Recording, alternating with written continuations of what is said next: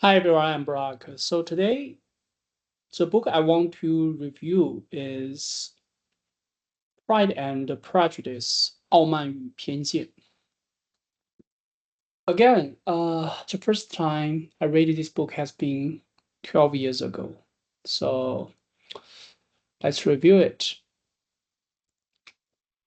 Pride and Prejudice was originally titled First Impression, drafted by Austen between 1796 and 1797. In 1977, his father submitted the manuscript to publisher.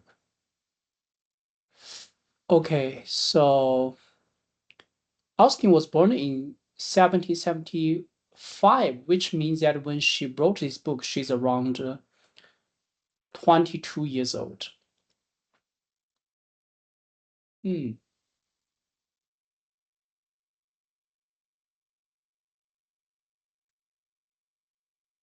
rejected? So, which means that the first time the book is got rejected.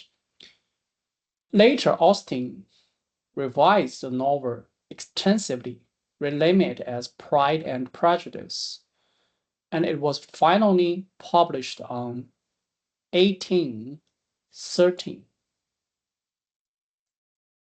And an anonymous attribution by a lady. Why by a lady?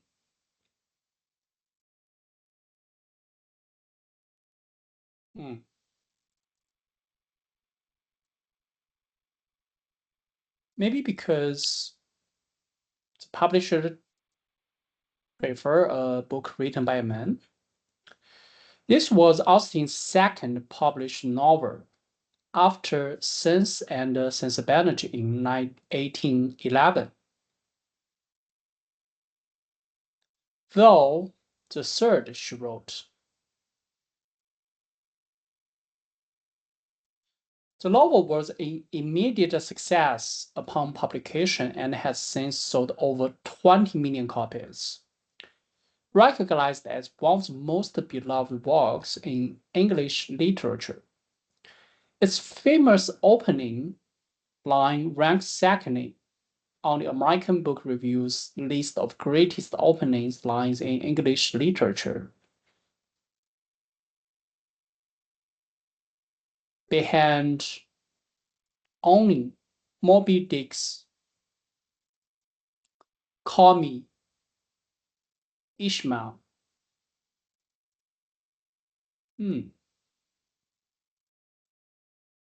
Oh, okay. Because I haven't read this book before. So actually I don't know why this sentence is so great. Sometimes a great sentences needn't to be a very impressive, sentences, right? It can be as simple as something like this. Call me Ismail, right? Or 没关系都一样, right? And you see the translation, English translation here actually didn't mention this opening.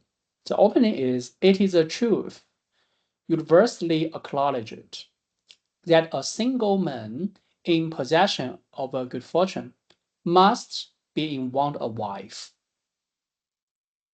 The opposite is not true? I don't know.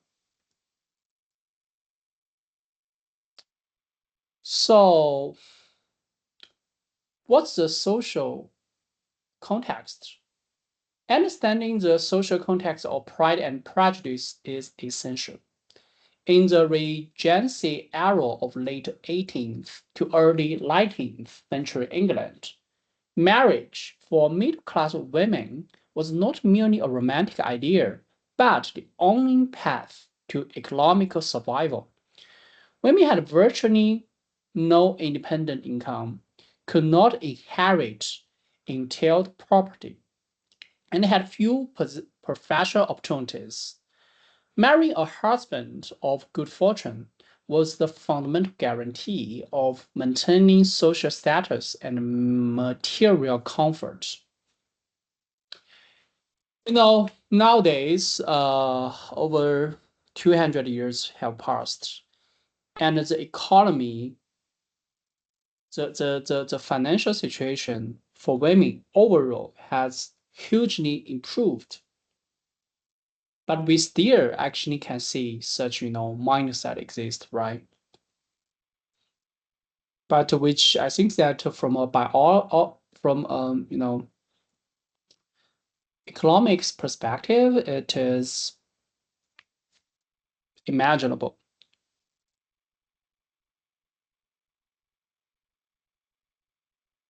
Because of giving birth to kids and other biology reasons. Yeah. Anyway, so Jane Austen, born in 1775 and died in 1870, was born in Steventon, Hampshire, England, the seventh of the 8 children.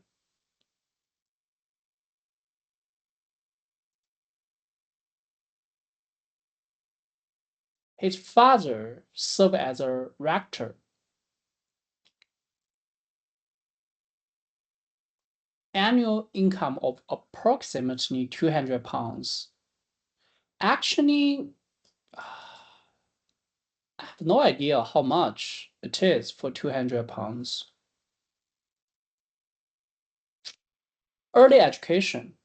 In 1783, Austen attended schools in Oxford and Southampton, contracting typhus. Oh, and nearly dying. Later, she broadened at a girls' school. She was primarily home educated thereafter, studying French, music, dancing, and needlework through his father's extensive library. Family. Theatrical performance cultivated her theatric talents between 1787 and 1793. As a teenager,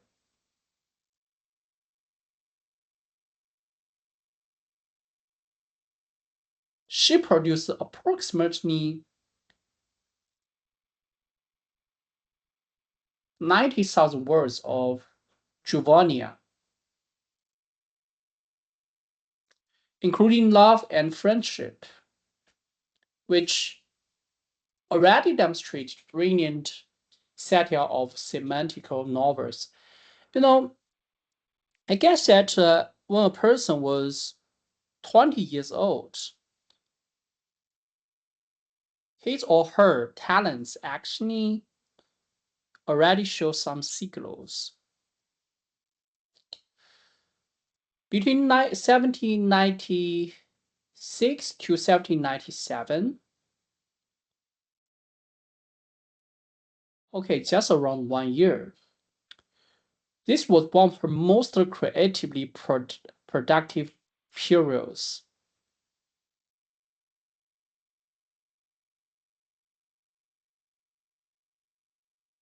Okay, and then later, after his father's retirement, his output noticeably declined. And after his father's death, the family faced financial hardships.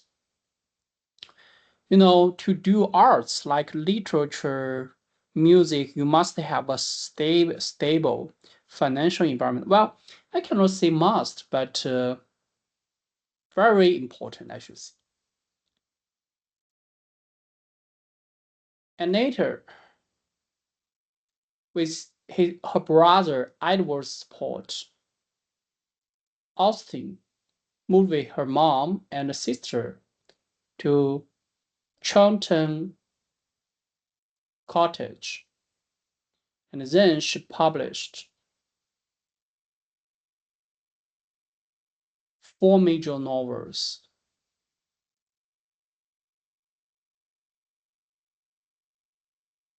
That's impressive. As for herself,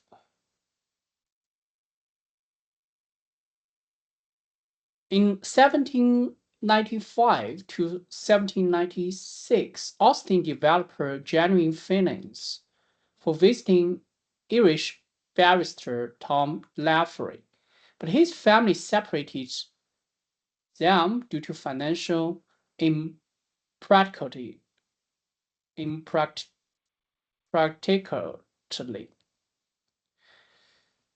You know, I think the ironic thing is if Jane Austen married Tom successfully, I assume that then she may not write Pride and Prejudice.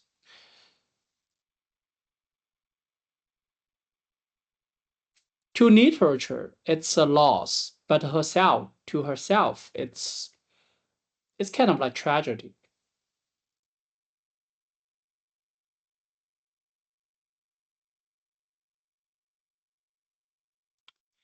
And in 1802, she accepted a proposal from Harris, only to withdraw the next morning, prioritizing affection over financial security. Actually, even today, this is a very brave behavior, I should say. From early 1816, Austen experienced the symptom of an undiagnosed illness.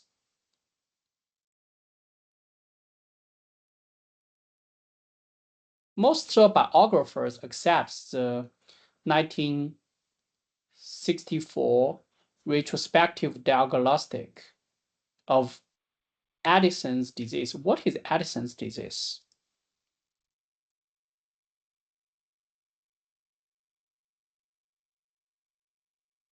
Yeah, she died in 1870. Literature style.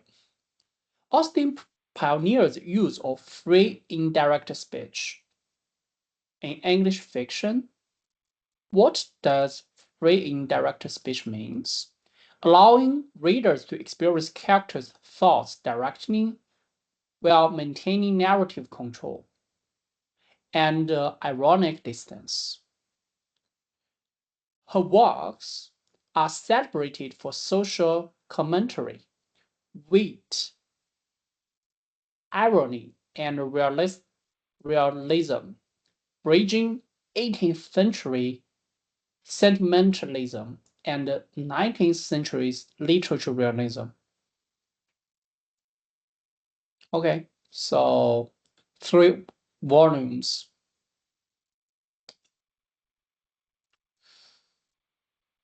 Volume 1, Meeting and the Seeds of Prejudice.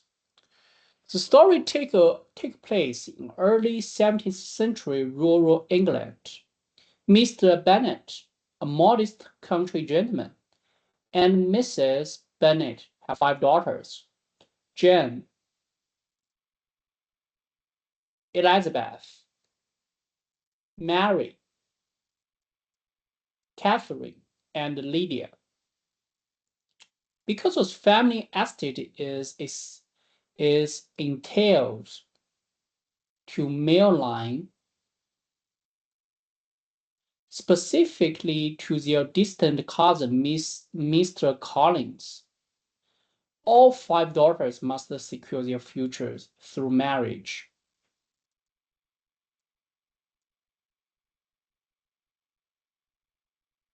What does $45,000 means?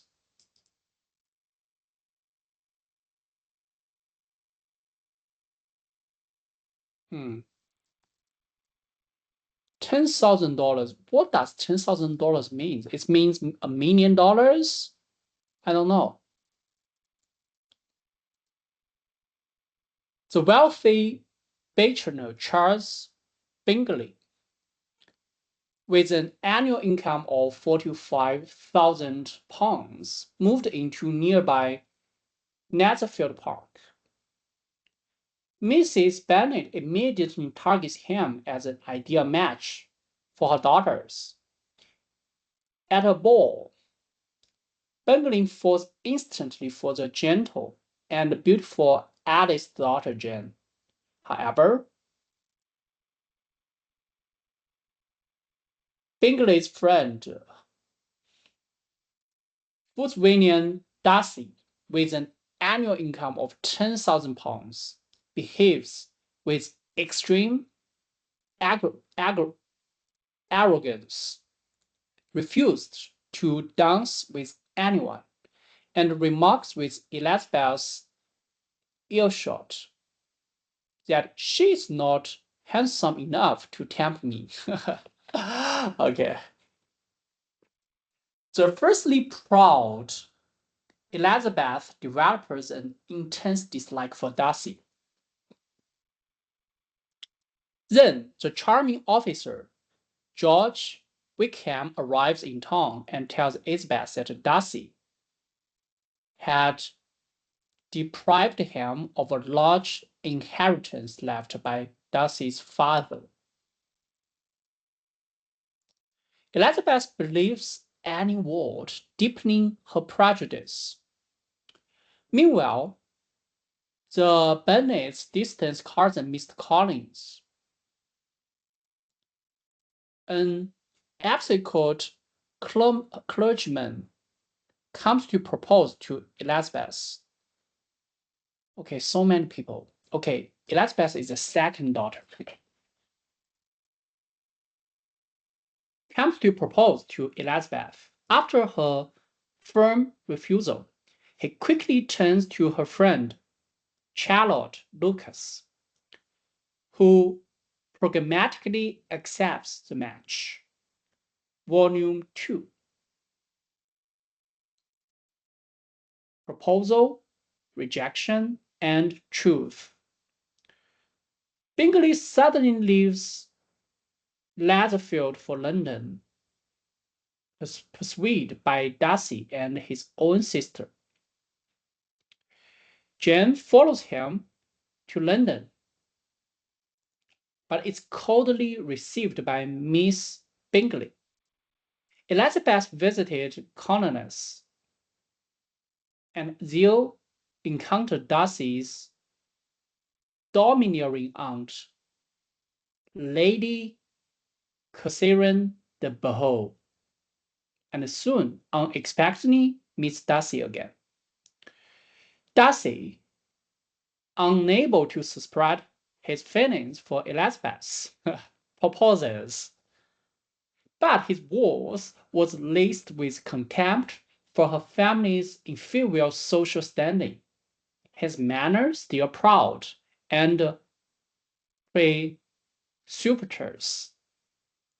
Elizabeth furiously rejects him, accusing him of ruining her sister Jane's happiness and cruelly mistreating Wickham. This is one of the novel's most pivotal turning points. The next day, Darcy writes Elizabeth a long letter. He admires persuading Bingley to leave Jane.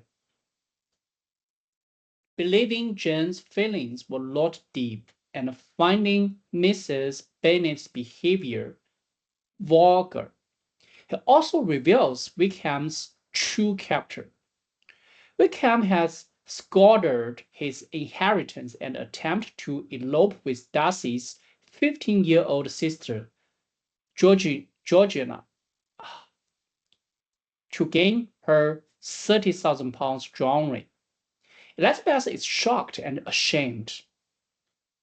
Well, you see, when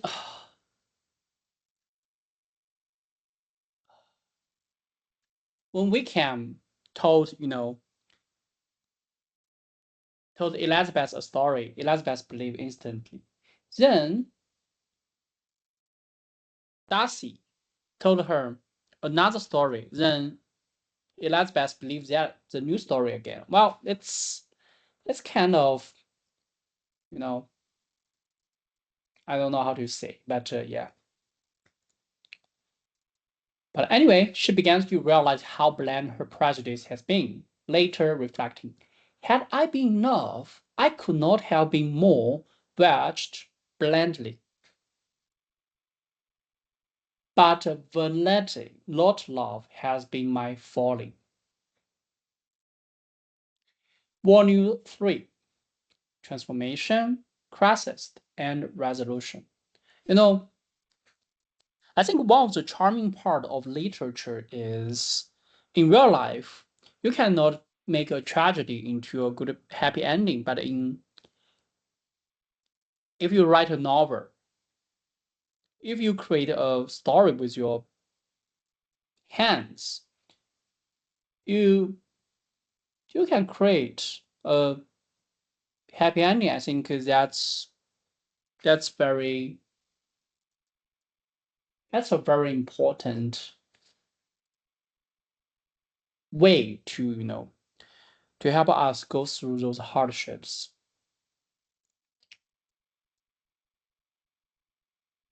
In summer, Elizabeth chose Derbyshire with her uncle and aunt and visited Darcy's Esther Pemberley from the housekeeper. She learned that Darcy is deeply respected locally, generous and kind to servants and tenants alike. An unexpected reunion with Darcy surprised her further.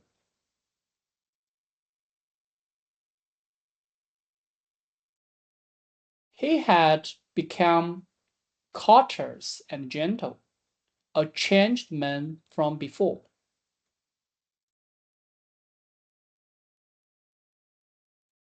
Just then, Elizabeth received a letter from home. Her youngest sister Lydia has eloped with Wickman. In the social norms of the time, this was a utter disgrace that could ruin the entire Bennet family's reputation. Elizabeth is devastated, believing Darcy will now despise her family even more. But unbeknownst to her, Darcy secretly pays off all of Wickham's debts and provides a substantial sum to compel him to marry Lydia properly, thereby saving the Bennet family's honor. Well, at that time, this behavior looks, how do you say, good, right? But 200 years later, when we look back, it's ridiculous. It's like, a man rape a woman, and then people say, hey, it's a shame for you. And then you pay the raper to marry the girl who is a victim. That's, humans standard change a lot, right? 200 years ago, this like a very decent behavior, but nowadays, when we think about it, it's ridiculous. But and another perspective is that if Darcy is poor, he cannot help with that, right? And he has money, so he can use his superpower to solve this challenge. It's still about money, huh? Bingley, encouraged by Darcy, returns to Letherfield and reunions with Jane, and they became engaged. When Lady Catherine learned of Darcy's intention to marry Elizabeth, she rushed over and arrogantly demanded that Elizabeth promise never to marry Darcy. Elizabeth firmly refused. When Darcy hears of this, it actually confirms him that Elizabeth has changed her feelings.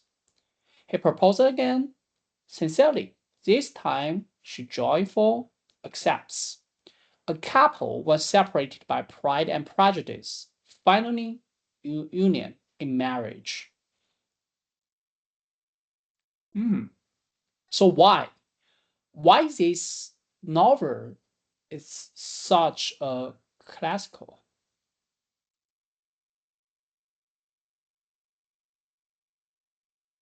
Okay, so here it is. 10,000 pounds a year is around 6 million Chinese yuan in China. That's a lot. That's a lot.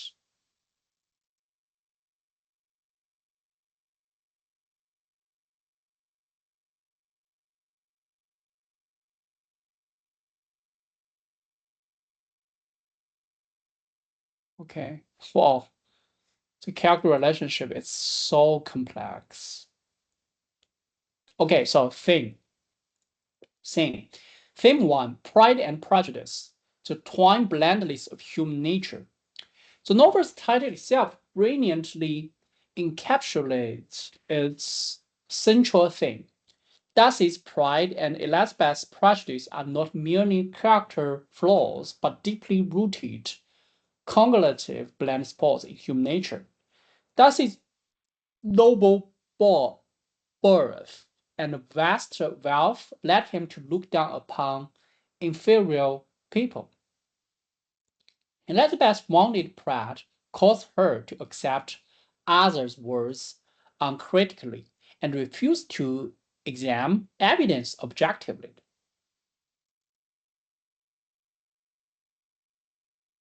I guess this is written by myself. Just as anecdotes, okay, how to translate 论语？众恶之必察焉，众好之必察焉。Regardless of popular opinion, one must examine the truth firsthand. Their growth lies in overcoming their respective blind spots. Darcy learns to set aside his sense of superiority and express sincerely through action rather than posture. Elizabeth learns to question her own judgment and stop defining others by first impression. Theme 2, Marriage, the contest between love and economics. Through the juxtaposition of multiple marriages, Austen systematically articulates her marriage philosophy. Marrying solely for property, money, and status is wrong, but marrying without considering these factors, is foolish. Okay. So, marriage tab. Idea, Elizabeth and Darcy. Founded on mature respect, understanding, and love. Idea, Jane and Bingley. Two gentle, kind hearts, naturally drawn together. Pragmatic, Charlotte and Collins. Love, sacrifice for survival. Impulsive, Lydia and Wickham. Built on physical attraction and recklessness. Field, Mr. and Mrs. Bennet. A hollow union after youth attraction fades. I guess that a lot of marriage I saw in my parents' age, that generation, I feel that it falls into this category. I don't know what's the percentage, 10%, 20%, even 30%, I don't know. Theme 3, class and social mobility. The novel profoundly reveals the class barriers of Regency England. Gentleman's status depends primarily on inherited land, not personal virtue or talent. Characters are consistently introduced by annual income.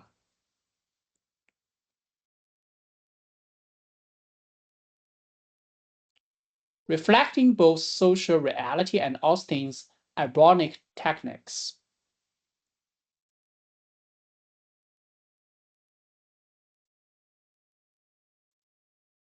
According to Brock's reading notes calculation, based on a cotton mill worker's annual salary of approximately £83 in 1830, Darcy's annual income of £10,000 was roughly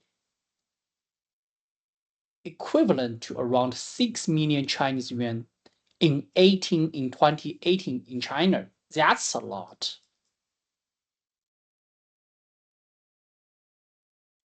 The economic context helps explain Mrs. Bennet's anxiety about her daughter's marriage and the social foundation behind Darcy's proud attitude.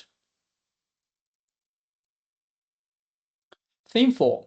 Self-knowledge and growth. Among all characters, only Elizabeth and Darcy truly undergo deep self-reflection and growth. After reading Darcy's long letter, Elizabeth painfully examined her own vanity and prejudice. After being rejected, Darcy recognized for the first time the consequence of his arrogance. Most other characters, Mrs.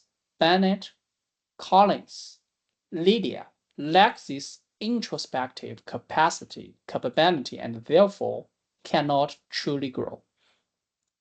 Theme 5. The power of letters. The novel quotes or references approximately 40 letters, which play crucial roles in advancing the plot and revealing characters' inner worlds. Darcy's long letter, after his rejection, is the most pivotal turning point.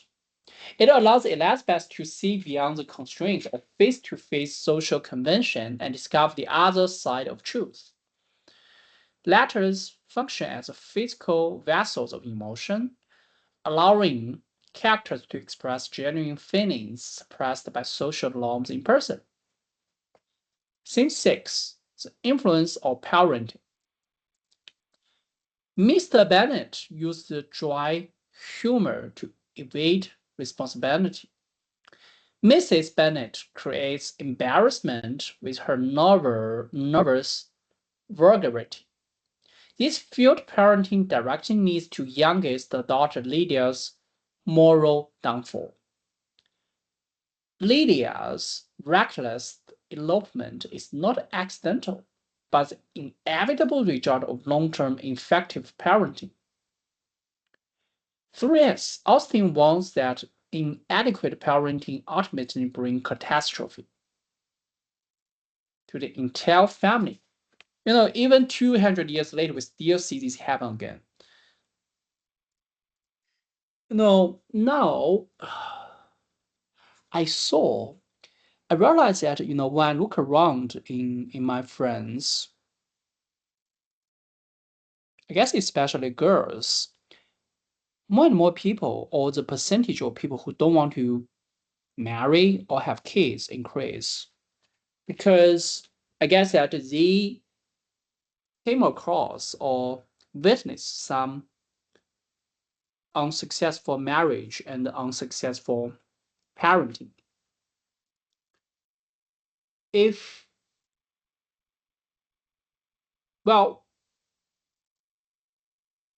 I cannot do well, or I think I'm not capable to do well, I think that don't start a tragedy loop is kind of like a good thing.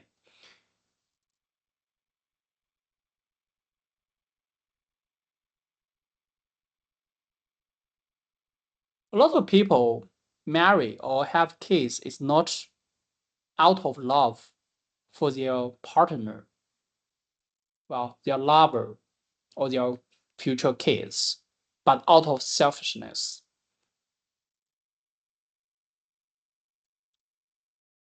So, my reading notes.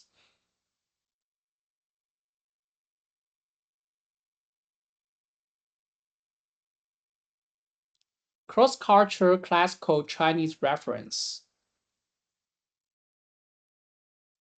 Second, unique economic analysis. Third, insights of psychology of love.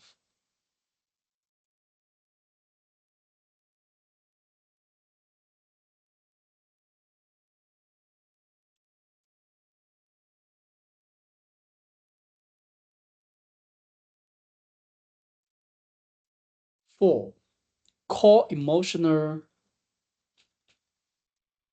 resonance.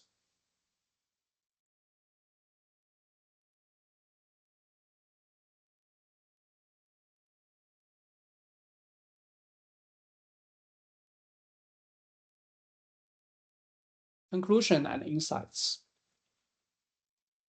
First one, do not judge others by first impression. The novel's original title, First Impression, is itself a warning. Elizabeth misjudged both Darcy and Wickham based on first impression, nearly missing true love. In modern society, whether in workplace, social settings, or online spaces, we are easily blended by first impression. Second, pride is a fatal flaw of the talented. As the letters of 曾国藩 states, 古今才人皆败于傲. Darcy's arrogance is not unfounded. He truly possesses talent, virtue, and wealth. But precisely for this reason, his pride runs deeper, and he is harder to self-detect. In contemporary society, the more accomplished one is, the more vigilant one must be against the superiority complex born of one's own advantage. Third, in love, learn to humble yourself. Darcy's ultimate victory lies not in his wealth and status, but in his willingness to humble himself to love. Secretly paying Wickham's debts, treating Elizabeth's family with causticity.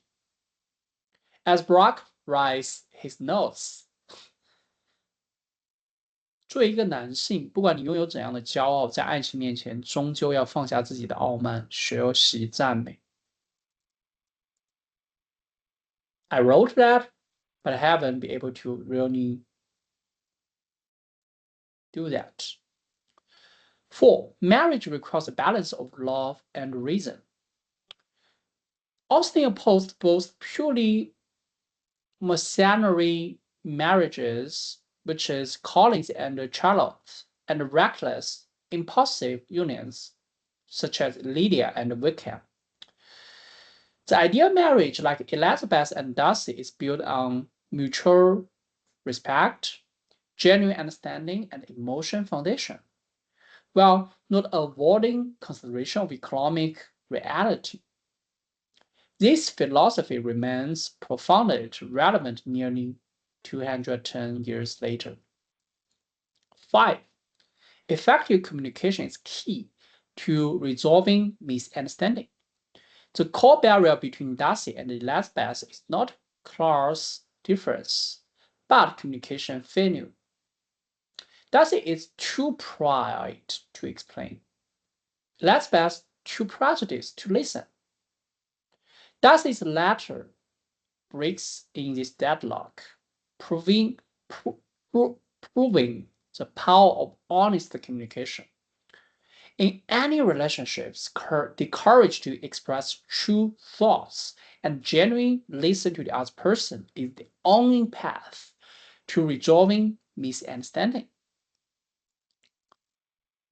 6. Self-reflection is the starting point of true growth. Elizabeth's greatness lies in her ability to face her own mistakes. Vanity, not love, has been my folly. In a world where everyone tends to defend themselves, this courage for self-reflection is especially precious. 7. Darcy's first proposal, action speaks louder than words. Darcy's first proposal failed because of arrogant words, but his ultimate success came from silent action. Secretly resolving Lydia's elopement crashed. Wickham's smooth talk ultimately cannot mask his corrupt character. This reminds us judge a person, not by what they say, but by what they do. Yeah, I think that's pretty much about this novel. It's a good one, and on weekends, just enjoy it. It's can give me a lot of happiness and joyful. Well, that's pretty much about it. Thank you, everyone. Bye. And yeah, it's a good book.